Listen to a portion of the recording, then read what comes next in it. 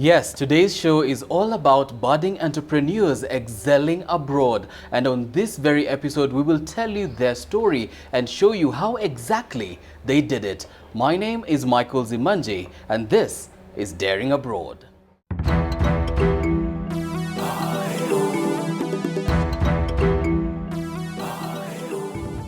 Something for the car enthusiast from the Kingdom of Saudi Arabia. And the Kenyan entrepreneur tasked with detailing these luxury vehicles through his very own company. Saudis are looking for quality. Yes, you can do business in Saudi. From Atlanta,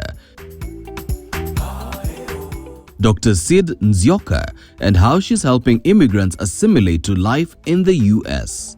Yes, this is the land of milk and honey, but you have to be hardworking.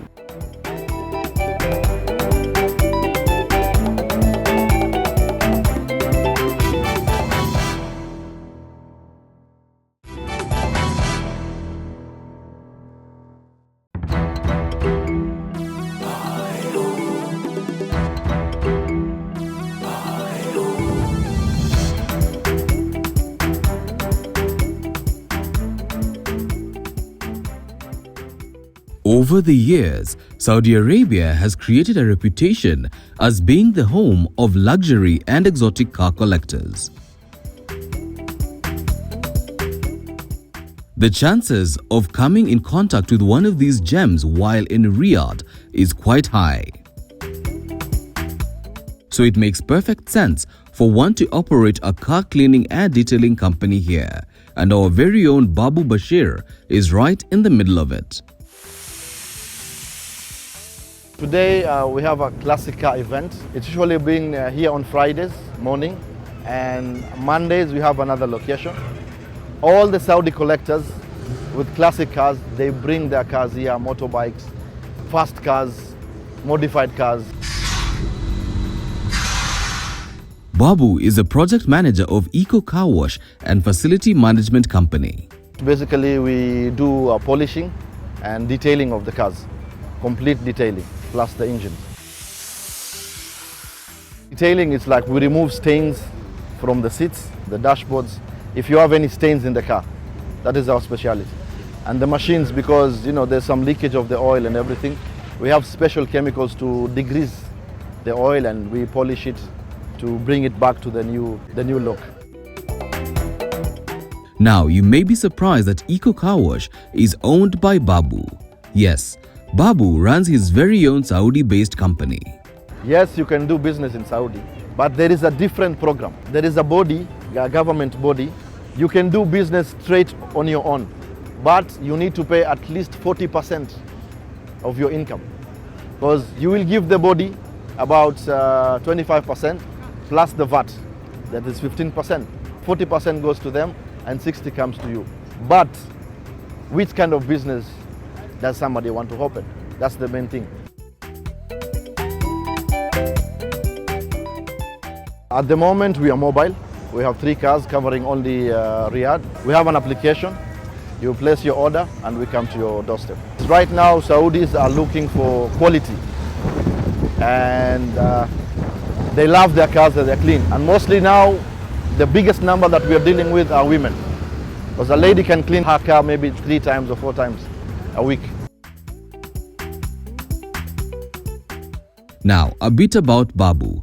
This is his 16th year in Saudi, having landed here in 2008.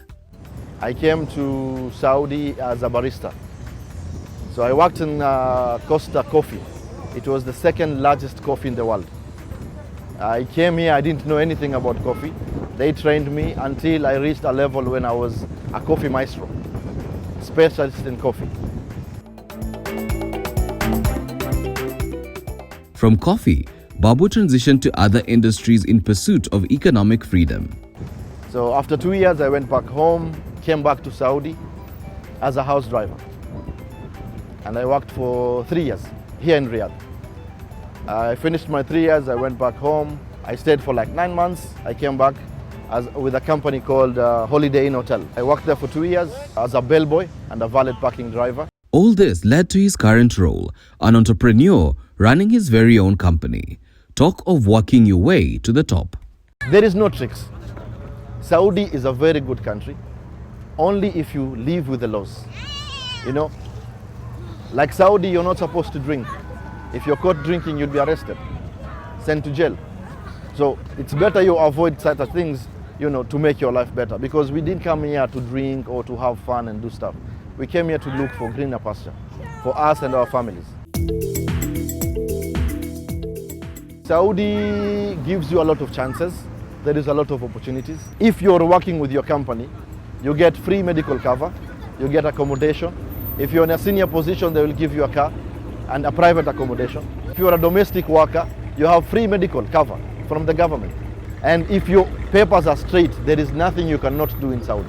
Nothing. With Vision 2030, the Saudi Arabia looking forward to promote a lot of sustainable development projects that need a lot of professional and high-skilled, medium-skilled to join us in terms of this journey.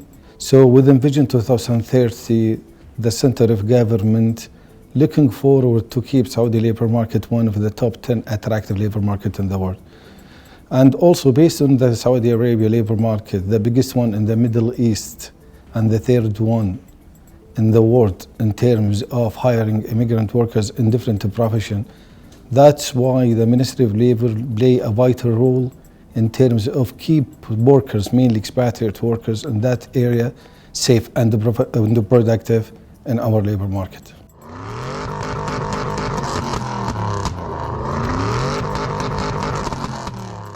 Judging from all that he has achieved, Babu is definitely living his Saudi dream. His plan now is expansion, expansion, expansion. I'm not planning to go back anytime soon. I have a lot of things yet to accomplish. Luckily, my kids are here, my wife is here. My kids were born in Saudi. So I still have a big dream for our company. Right now we have 3 cars. I'm yet to have a fleet of cars. So I'm not planning to go anytime soon home. Where there is a will, there is definitely a way. The Ngara native has clearly made a name for himself. His vision now is seeing more and more Kenyans taking up the mantle and starting their very own businesses here. There is a lot of things that people can do. You can bring things from Kenya and sell them here, like fruits or vegetables or skumas we don't have, or blue buns and stuff. You can open your own small supermarket, a mini market, we call them bakalas. You can open a small mini market, bring stock from Kenya, and you will sell. You can maybe do African clothes, you can sell. There are a lot of Africans here. Our diaspora is our foremost ambassadors out there, because they are the ones flying our flag where we can't reach, where even our diplomats cannot reach. Right, so we want them to continue to do that. We want them to continue to show our amazing brave face to the world. And when I have met with diasporians wherever I have been, I've been so impressed by the things that they have done and the courage that they have had to go out there and to succeed. They're huge cultural ambassadors, but they're also trade route openers. In many ways, the diaspora they have this pull factor. They begin to open up routes. Okay, how do we make sure that we can always buy Royco in our little shops wherever we are? So there is that. And there's our more traditional sort of products, coffee and tea and that kind of thing. But one of the things I found the diaspora do very well is being able to tell us where the opportunities are. You know that one of the mandates of this State Department is to actually find opportunities for Kenyans abroad, whether it is job opportunities or expanding the businesses of diasporians. They're very hard-working Kenyans who are actually doing important work within, particularly Saudi, where we have a lot of high remittances coming from. It continues to be an important destination market for our labor and continues to be an important place for Kenyans to work, because Kenyans do work and thrive in the Middle East. We have so many things in common. So we are very cosmopolitan in the sense that in Kenya you're likely to be exposed to various religions. You're exposed to various ethnicities and so on. So we tend to come with that ability to see and accept people of different religions and different communities and so on. And that has really helped Kenyans to fit in well wherever they go. It's a shame that Kenyans don't have a Kenyan restaurant.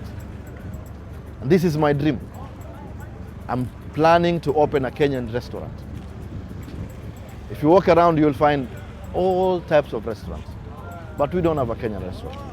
This is a big shame. And this is my vision. In the next 1 or 2 years, I will have the first Kenyan restaurant in Saudi. Dare, do, dominate. And that's what daring abroad is all about.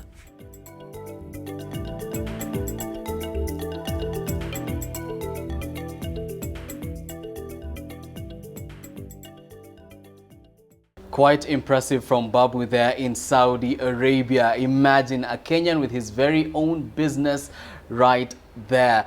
Quite inspiring. Time now for us to go on a short break, but when we return, Yes, this is the land of milk and honey, but you have to be hardworking. we will bring you the amazing story of a Kenyan entrepreneur in Atlanta, Georgia, and how she's helping other immigrants start life in the United States.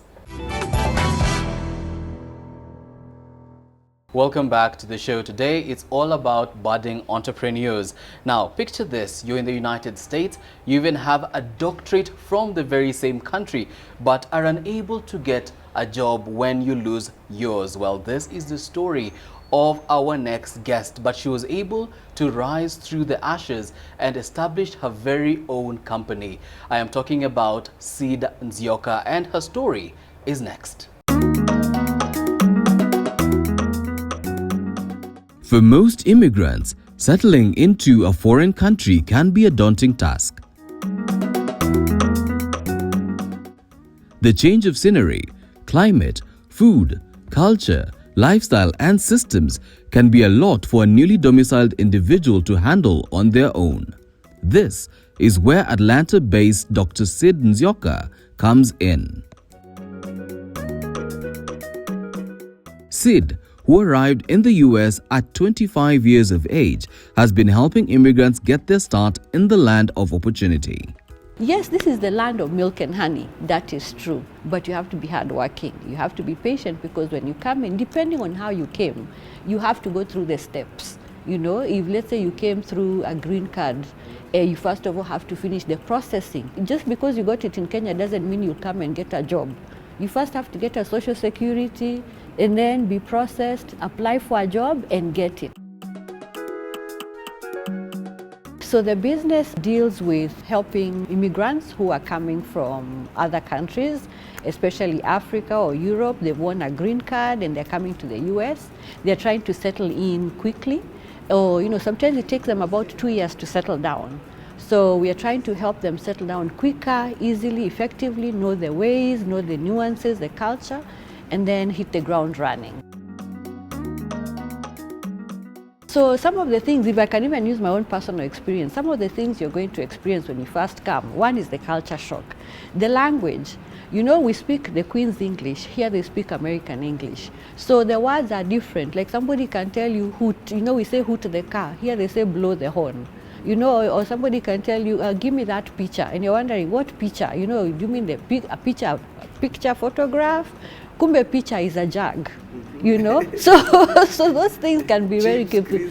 You go to McDonald's, you order for food, and then one time when I was new, I went and ordered for fries. I said, I want chips and a burger.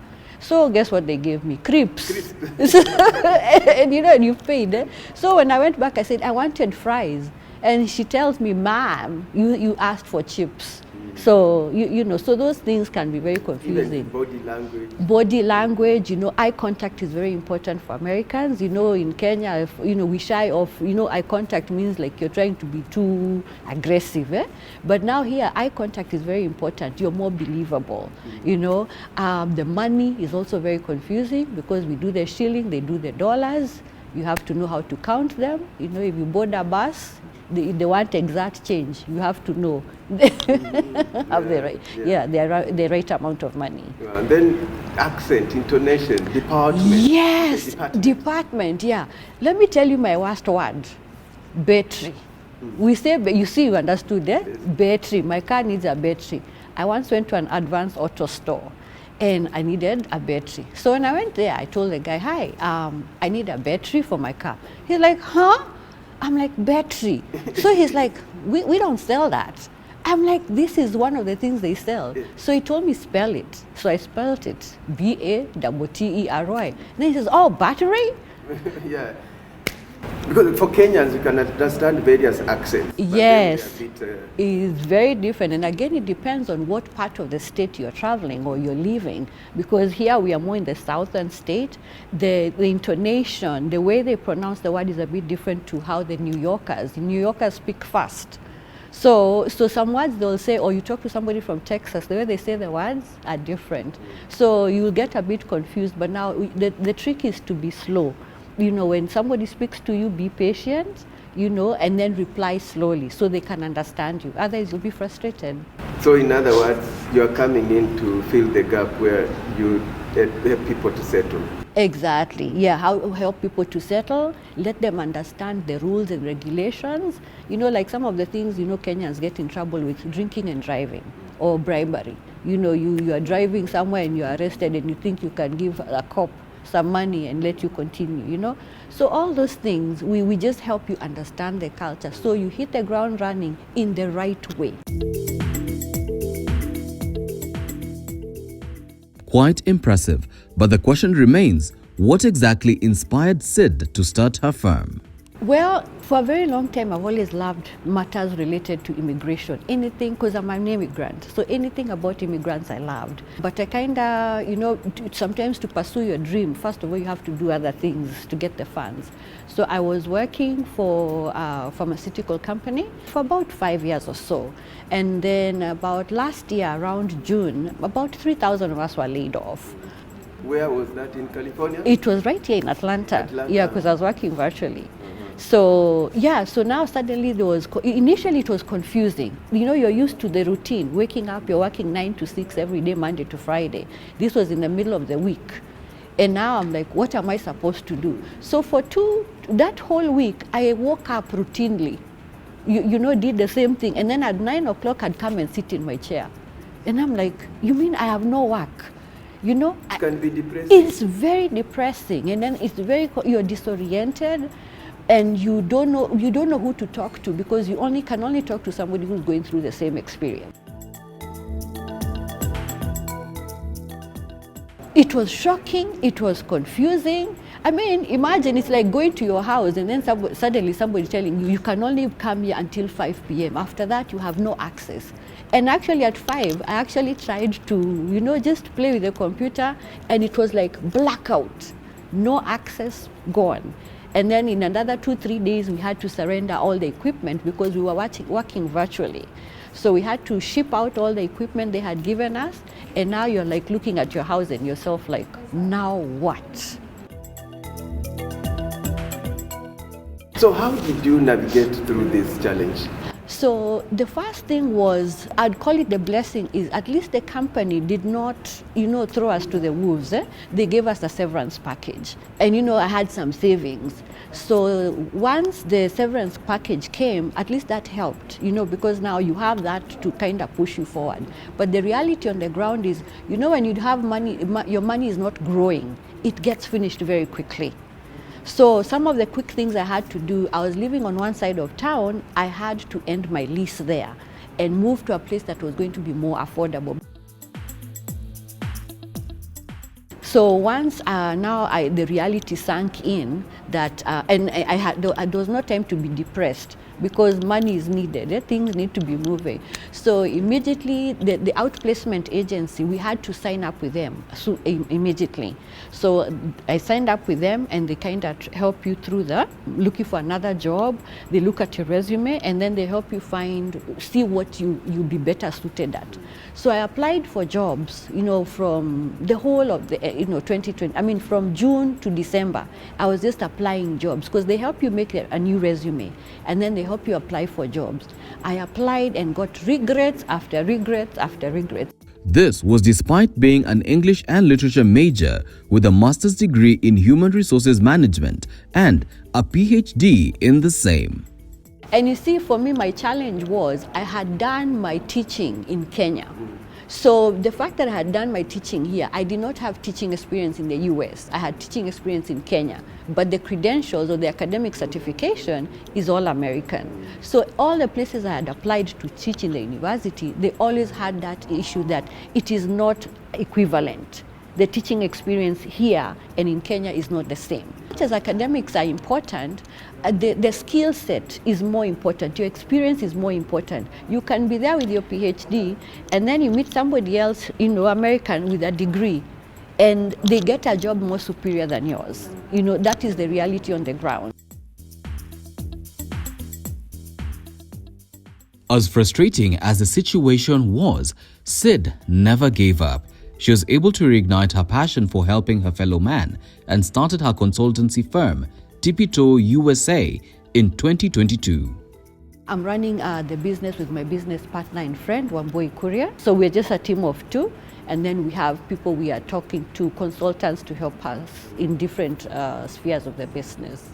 So far, Sid and Wamboi have been able to help a number of foreigners start life in the US, and given that the United States receives over 1 million immigrants each year, they definitely have their work cut out for them. So my client is anybody who is coming newly to the United States, or somebody who is already in the US and maybe they've been here less than 2-3 years and they are just trying to figure out, where do I start, where do I go?